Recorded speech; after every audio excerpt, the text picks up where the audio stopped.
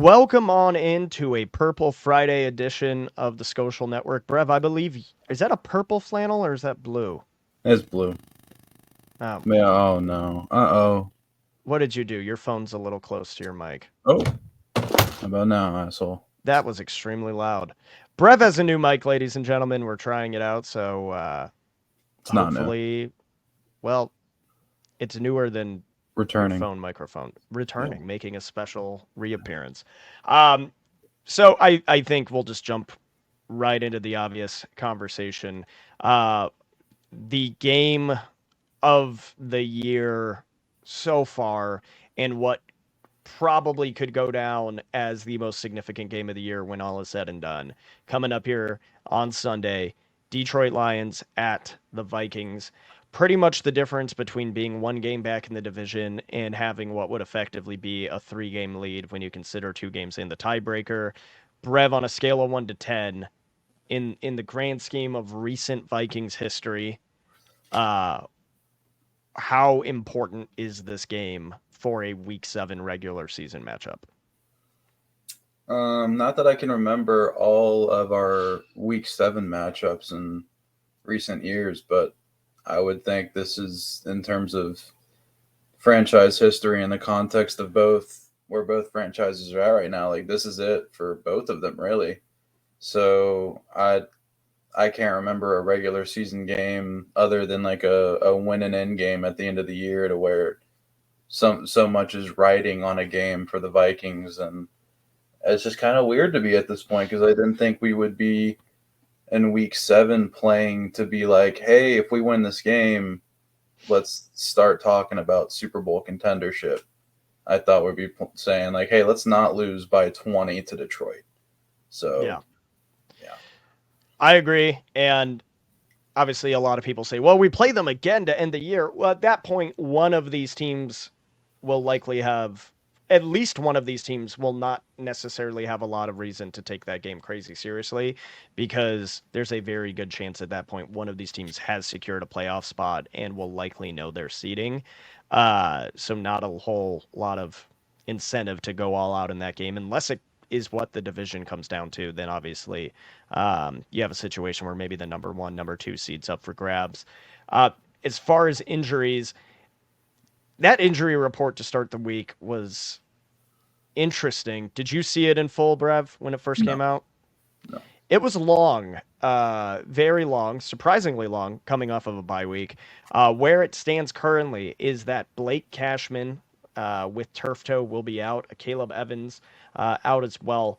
The list of questionable players is significant. Pat Jones, who did tell WCCO after it came out he's questionable, that he does intend to play on Sunday. Aaron Jones is going to likely be a game time decision. You and I said earlier this week we're pretty sure he goes, maybe in a limited capacity, but we think he'll be out there. Harrison Phillips, I believe, had a shoulder injury. And then, interestingly enough, both TJ Hawkinson and Dalton Reisner within the 21-day IR window to return are questionable. Neither have been ruled out yet. Um, do you think we see either of those two on Sunday?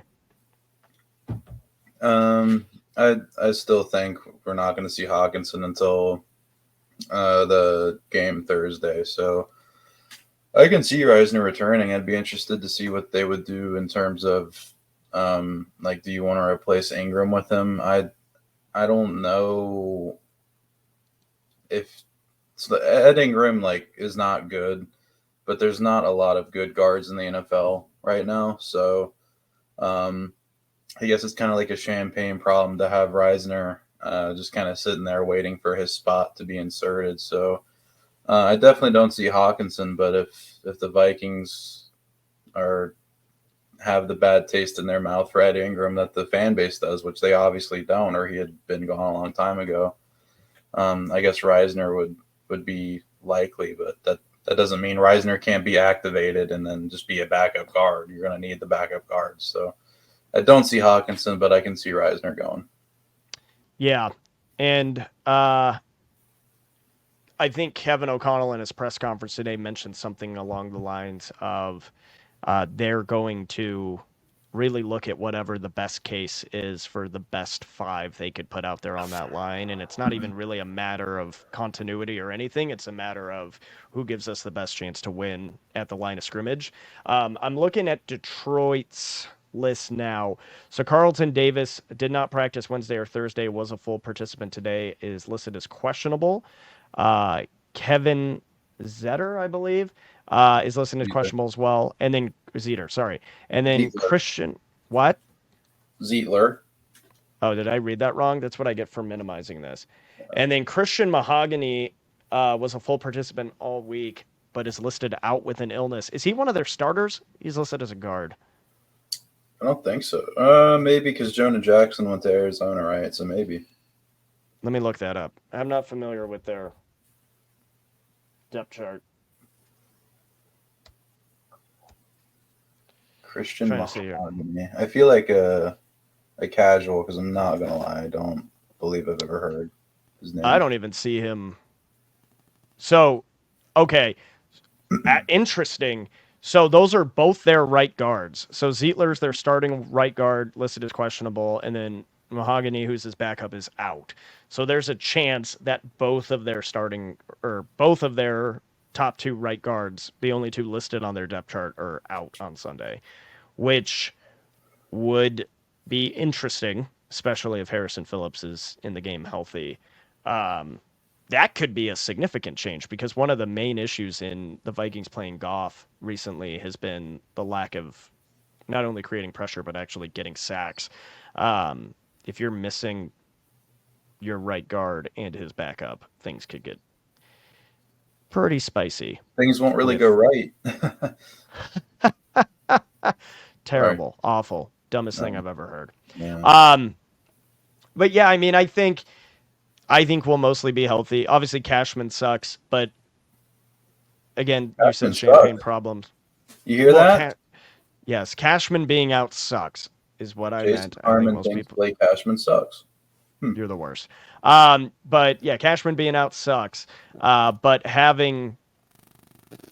but what are you doing? Now your mic is picking up something. This mic is satanic. Bones on Throw the your bed. phone in the trash. There you go. Um, as I was saying, having the linebacker depth that we do, I'm not too worried about it.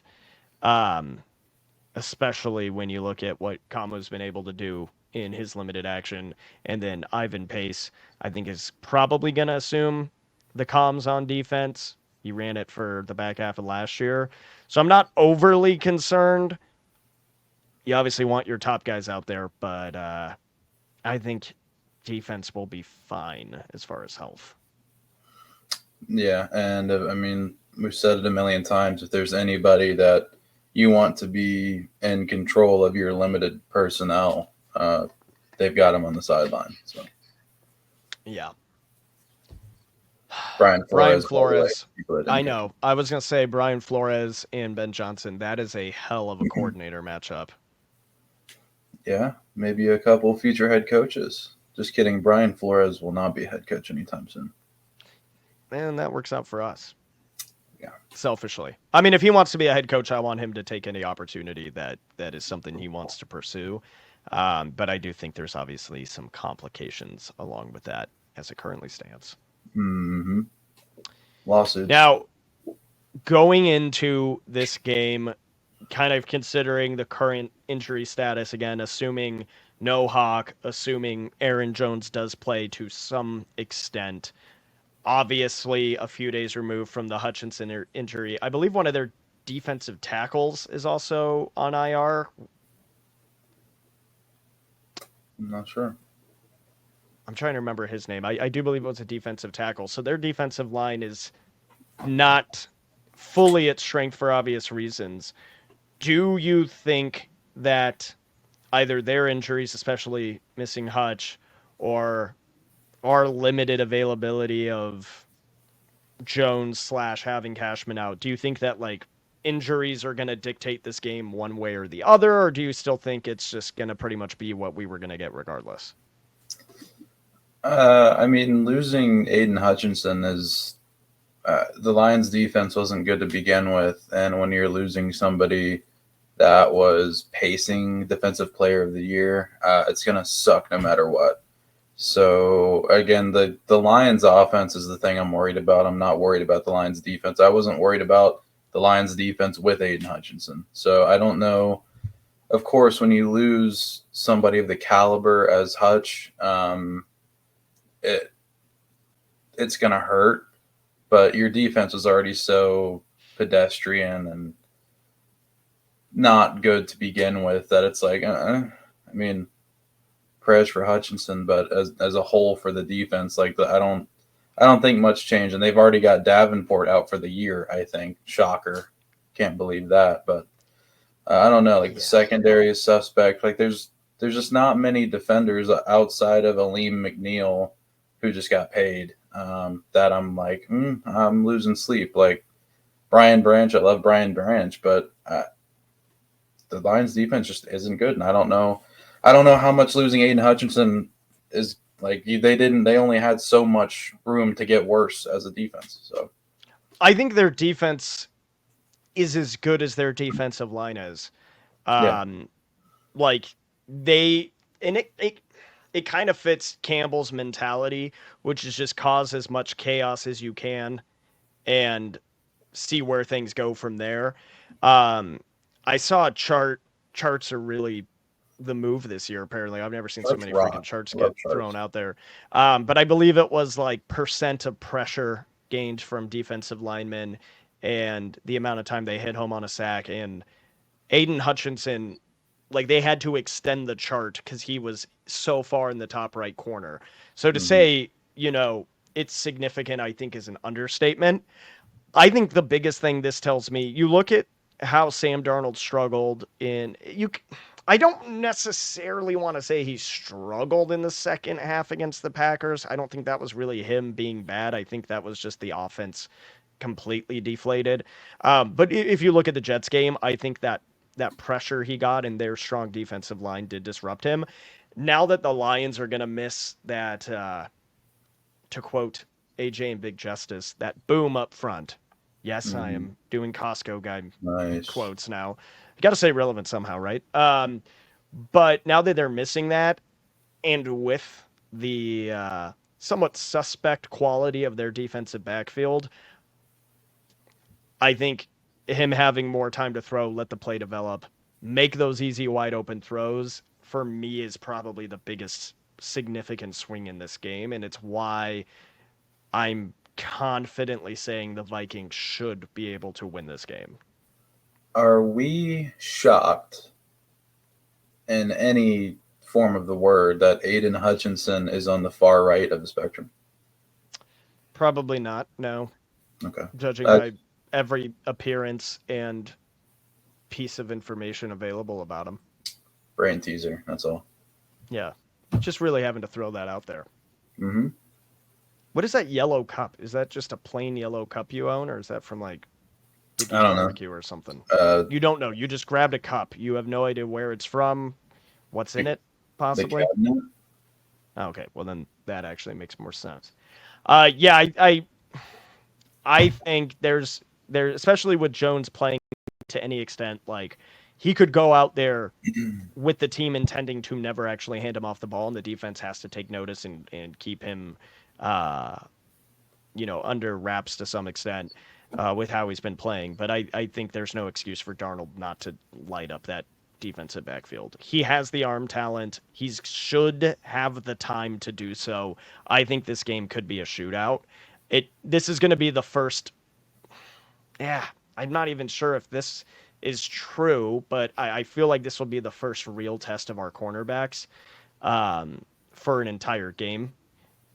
What do you think? Because at the same time, the Lions do like to kind of develop those long plays on short passes with a lot of screens and trickery. So maybe even not. I'm not sure. I mean, yeah, it's going to be the biggest test, not just for the cornerbacks, but and I know it's easy to say, but it's the biggest test for the defense in general. Just what the Lions offense, we saw what the Lions offense is capable of last week against Mike Zimmer. They walked into Dallas and hung 47. Dallas didn't have Micah Parsons, but still, anytime you're putting up 47 points, and you're at the point of the game where you're just like trying to throw touchdowns to offensive linemen, just trying to stunt on them. Like you've obviously like it's no secret that Detroit's offense is what they're going to run through.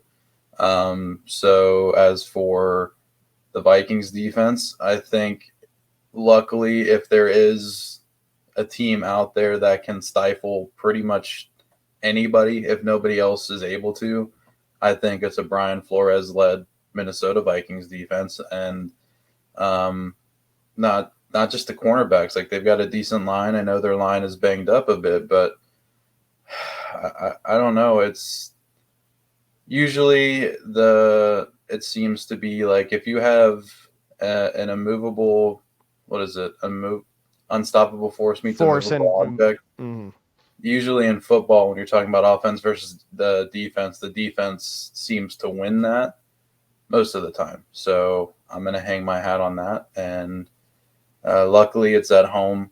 If this was in Detroit, which for some reason I thought it was in Detroit when we did the show on whenever that was, Monday.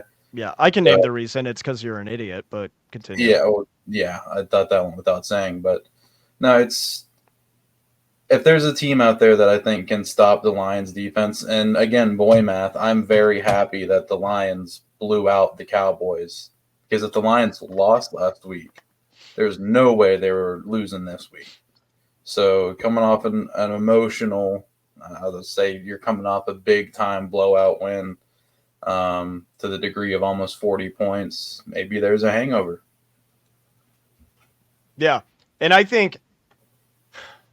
think the running games are going to be a massive factor, obviously.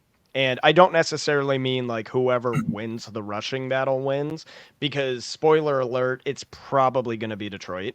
They Yeah. have two very good running backs. They're going to lean heavily on their run game. Um, that pure yardage and success on the ground doesn't necessarily mean you won the game, but I think the Vikings backfield needs to at least be competent. I don't think we'd be talking about putting Aaron Jones in. I obviously said the hypothetical he could not touch the ball and they'd still have to account for him, but he doesn't play unless he's going to have some form of impact, however limited that may be in snap count. That brings up something we haven't had a chance to talk about really. Obviously, you have Ty Chandler, who is physically very talented, but it's more, can he let the play develop? Can he find the hole? We've had that conversation a million times. Cam Akers, is that a move you like? Do you think it has an overall upside? Do you think it's just kind of a move to make a move? Like, what are your thoughts on what he could bring? I don't think it was a move to make a move, and I don't want to nitpick like such a minor transaction where you're not really giving up anything. But it's just like I'm not. I don't hate it. I don't love it. I know the trade is literally just because the Texans running back room now that it's back to pretty much healthy. Akers is expendable, and he knows the Vikings offense. So it just I think it's frustrating in the way that like, well, why did we do this then? Like, why did we do all the rumors with you working out in Minneapolis and like we just kind of assumed you were going to get a contract, but then you go sign with Houston, but then we trade for you anyway. So it's frustrating in the way of like, I don't dislike Cam Akers. I like Cam Akers is fine. He's a good running back, 3 or 2 at best, I guess. But just like what did we do all this for then? Just with the Uh, whole off season. it did come out that we did offer him a contract, but apparently it just lined up where we both offered him a contract and Houston's was just bigger. Yeah. I don't know. And It's fine. I don't love Cam Akers. I don't hate Cam Akers. I think they needed another running back. we Honestly, I did was fine. inquire about some other running backs as well. He wasn't the first Uh, or only back we looked at. I yeah, know it was reported. You and I knew about this, but it did get reported yesterday on Twitter as well. I think. Trying to remember what reporter put it out, but then it got aggregated. We did talk to the Bears about Herbert, hmm and I guess the asking prices didn't line up. There was at least one other back I'm sure you're aware of that we hmm looked into, but I don't want to say it because I think the Vikings fan base would get too excited. It was not Dalvin Cook. I don't. It It is a was. certain other former Vikings running back though that It's is not still in the league. Adrian. Yeah. So fill in the gap with like the three other guys that actually played any significant snaps at Mhm. running back in between those two, or kind of at the same time, I guess. Um, but yeah, I mean, I think Akers is fine. I think Chandler is again like he just needs a very specific type of play call, and even then he still makes some boneheaded mistakes like that fumble or yeah, you got ruled a fumble. It was a fumble, right? I'm trying to remember. Yeah, that was like I'm 2 weeks pretty ago at this sure, point. So I think any depth is good. I think people worried about Akers coming back off injury. He's played this year. He's been healthy. Has he been, pacing to be 1,000, 1,500 yard back? No, but has he moved the ball decently? Yes.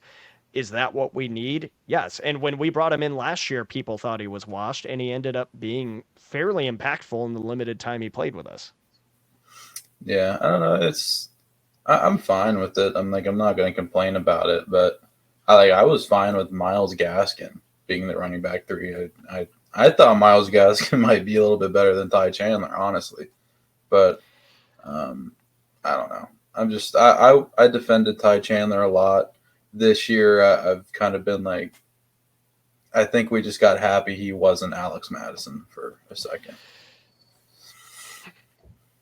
Yeah. That's always a tough one because I very much have a lot of love for Alex as a Mm-hmm. person, but and was rooting heavy for him last year. But whatever he does, I hope he is happy. One report that did come out, trying to source it, but again, it's one of those ones that got aggregated so much you kind of lose track. Is that there's an expectation if the Vikings win this weekend, they will. You good? Yeah, That chair does not sound good. I'll say it's that an much. old chair, definite old chair. And now your mic is making that weird noise again. No, it's not. It, all right, well, call me crazy. Um, if the Vikings win this weekend, they're expected to heavily shop their first pick. And if they Yeah. lose, then they're going to wait to see what happens with the Rams game. And depending on that, they might heavily shop their first overall pick or first round pick, I should say. What type of player do you think they'd be looking at? Do you think they should even be doing that? Like, what's your vibe on potentially trading a first round pick to continue to compete throughout the year? I'm confused as to why they would be waiting for after the Ram. Like what? I don't. I don't There's, think your expectation yeah, changes.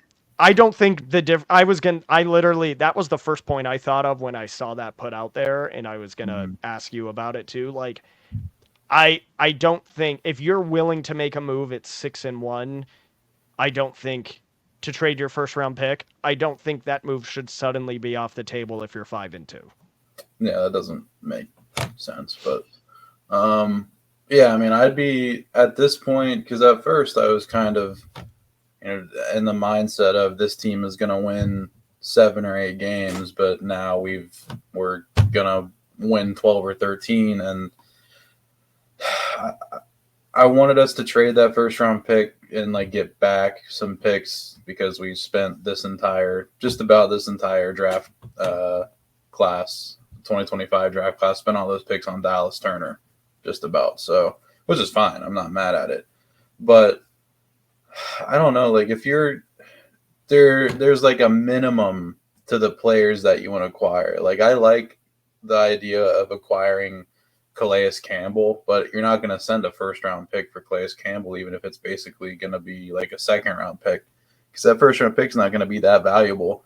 So when you're thinking about the trade value of that first round pick, it's like it's not like a first round pick, and that applies to the Vikings as well. So why wouldn't the Vikings try to go out and maximize the value of that draft pick and trade it to a team like the Titans in a package for Jeffrey Simmons? Why wouldn't they go trade it to a team The just like a Giants, who like, having two first round picks this year could either help them get the quarterback they want now or package those to do mm, something even crazier when you have like Arch Manning coming in the league in 2 years. yeah, and I would love to get Dexter Lawrence somehow. That's not going to happen. That's like a really unrealistic uh, option. for who we're getting, because I believe he signed an extension like very, very recently, and the money on that would be really messed up. But I don't know. It just like why not go spend it? The argument to keep it would be like this draft class isn't as flashy as the 2024 or 2024. There was five or six first round quarterbacks, it felt like, and like the best top three wide receiver prospects out of any draft ever, and one of the best left tackle prospects ever. So this draft class isn't flashy, but it is deep. Yeah. So again, I still think I want them to go all in and put their nuts on the table and show everybody, hey, we are for real. Where you just traded this first round pick for an impact defensive player. But at the same time, I kind of want them to keep that pick and still trade back, because if you can get some picks in the second and third rounds this year, like those are going to be contributors. This draft class is deep. And I'm the huge advocate of don't pay running backs, but I think you can spend a second or a third round pick on a running back, and the running backs this year are going to be pretty good. So if they think that Jeffrey Simmons or somebody with that first round pick, some package involving it, will get them over the hump and win the Super Bowl this year, I don't know if there's one player that's going to do that, just because this team might be able to win it now. I don't know. So unless they think that, like, I'm totally cool on holding off and keeping the first round pick and just continuing to build picks for the future. You can be really good now and you can still have the future. Here's what I'd say is two things we know about Kwesi is one, like coming from his background, he's an analytics guy. Secondly, he in his one truly competitive year he's had out of two full seasons, he showed that once he knew the team was competitive, he was willing to make a significant move to bolster the team, and that was getting TJ Hawkinson. He did that, and I bring up the analytics side, at a time where every analytical piece of data went in the complete opposite direction of the Vikings record.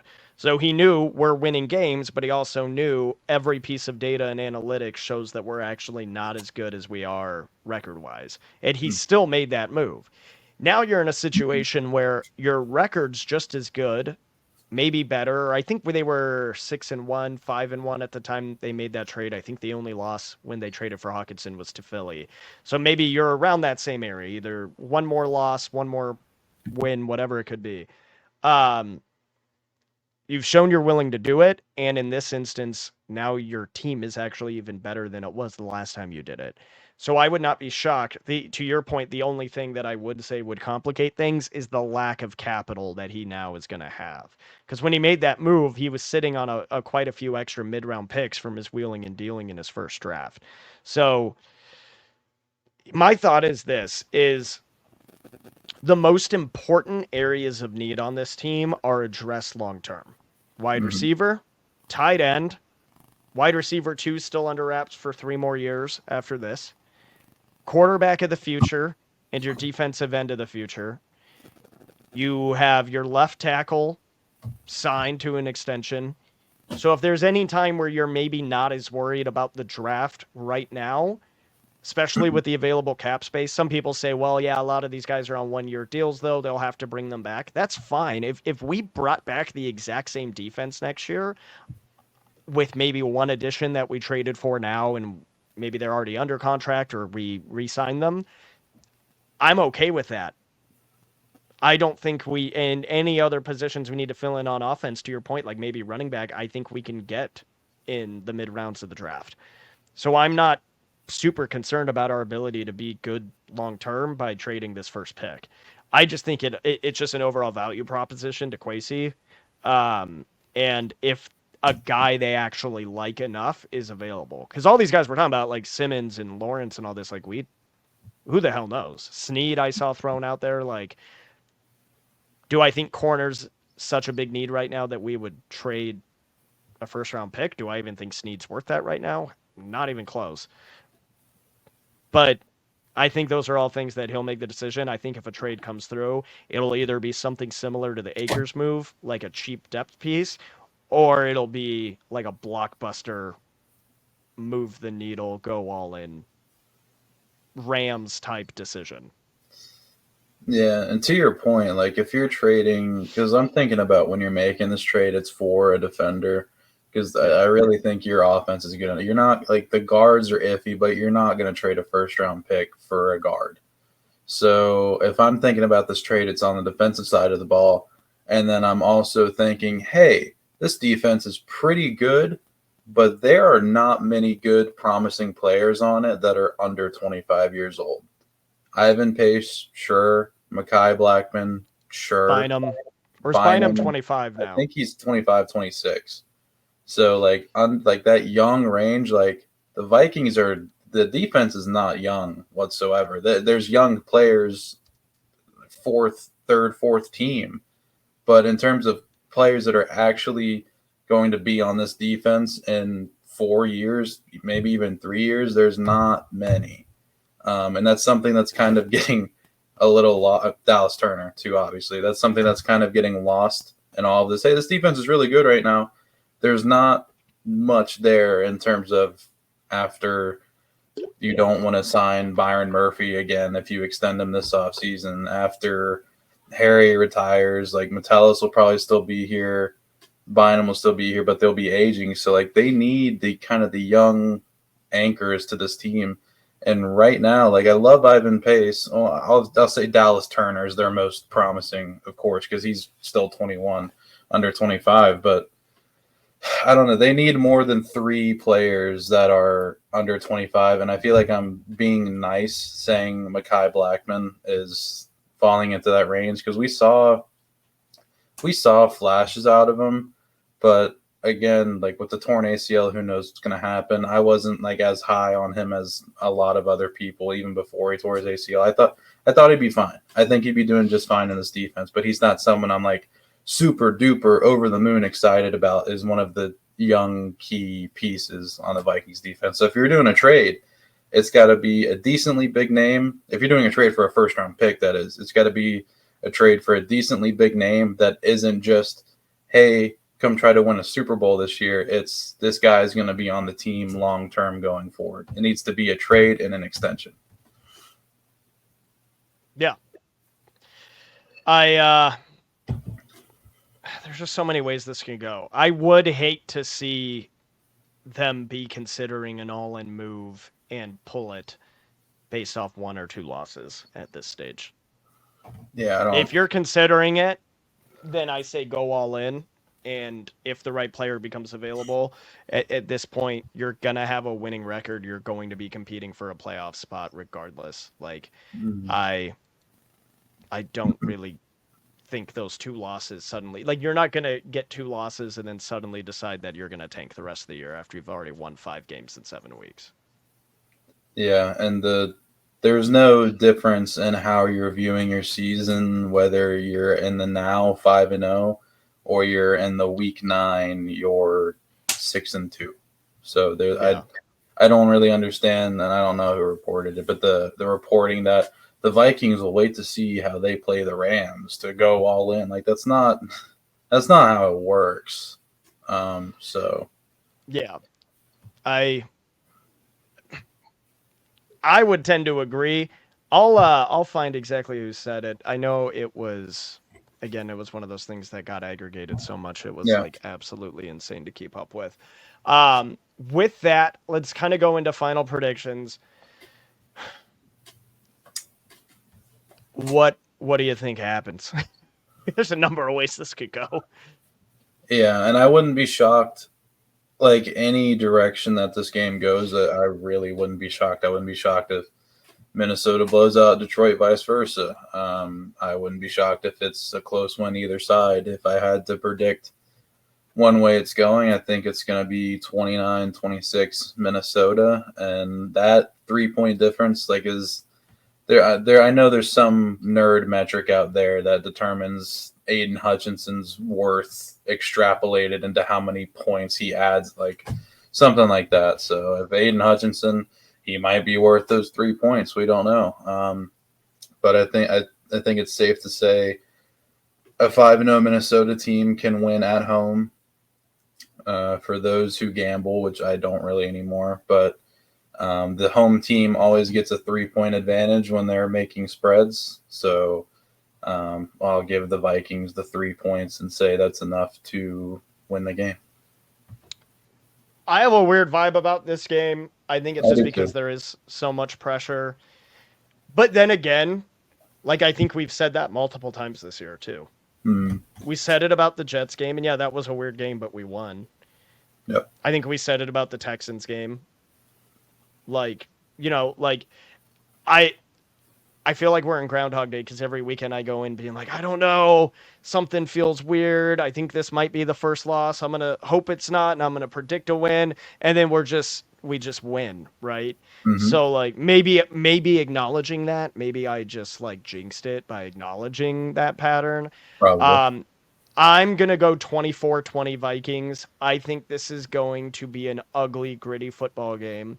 I think our defense will largely be able to sniff out some of the tomfoolery that the defense is going to be up to. Because again, and I've said this before, I think our corner room is better than last year, not because it's as young as it was last year, or as athletic as it was last year, or as fast as it was last year.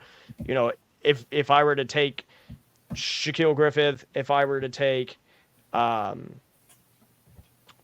Gilmore and line them up against a Caleb Evans and a healthy Mekhi Blackman, I think the latter would win just on youth. But if I'm thinking football IQ, how to identify plays, how to actually play defense, I'm picking the guys we have now every time. And Mhm. for that reason, while Detroit has this flashy, speedy offense, I think the defensive IQ will at least hold them in check to some extent. That's my gut feeling. And I think it's just really going to depend on, because your point, like it could be a blowout either way, it could be a close game. I just feel like this is going to be a weird game where neither team is fully able to do what it wants, and it's going to be like 24-20. I'm leaning Vikings. I'm picking Minnesota. Yeah. It's gonna be interesting. It was pointed out that the crew chief of this refing crew has the lowest percentage of DPI holding and illegal contact penalties in the league, which is really great knowing that Terry and Arnold's going to be near Justin Jefferson. The week after Justin Jefferson started finally getting superstar calls. Well, 2 weeks after, I guess, technically now, but oh Oh well. yeah, yeah, that's going to be interesting. But hey, one simple solution to that is just don't let him near you. Just break his ankles. Very true. You could do that. And It maybe Terrion Arnold would want to get near Justin Jefferson, but only if Justin Jefferson was wearing Dr. Squatch, the official men's self-care grooming, whatever you want to call it, product of the Skolcial Network. You can use our link down in the description. You get $10 off first purchase of 20 plus. Feel like a man, smell like Skolcial. and good news. You know what does stink or what has stunk this week is the cost of this Vikings game. Close to Mm-hmm. $300 for nosebleed tickets. But just like everybody else looking at this game, you probably had the same reaction and decided no, thank you. Meaning prices are starting to fall. Now those prices for the cheapest seats are down about $100. So you're still looking at about 180, 190, but that's a lot cheaper than it was. Probably even cheaper when you use SeatGeek, even cheaper than that when you use code JasonH or code Brev to save $20 off your first purchase. So now that $300 ticket that you were going to get on competing sites, not to name names, is suddenly going to be closer to about 150, 160. So about half the price it was earlier this week. If you're not able to make the game, little selfish promo here, and you want to play some daily fantasy, you can with Sleeper. I forgot exactly what states it's available in. I know it's not currently live in Arizona, but it's probably coming soon. You can use code JasonH on Sleeper Picks for $100 risk-free match on your first deposit as well. So maybe have a little fun with that. I believe you can even mix sports with their daily fantasy picks. So have at it, have some fun if you're in a state that will allow that. But other than that, this is going to be a very chaotic 4 day window coming up for the Vikings. Starting on Sunday morning, it is just really 4 days of absolute chaos for this team. Well, five if you count each day individually, but it's going to be insane. It should be something. Should be spectacular. Or all of the excitement we felt over 5 straight wins. Mm-hmm. If we lose a single one of these games, we'll just suddenly be crippling depression and the sky will be falling. Yeah, I'm just excited to see what Lewisine will do.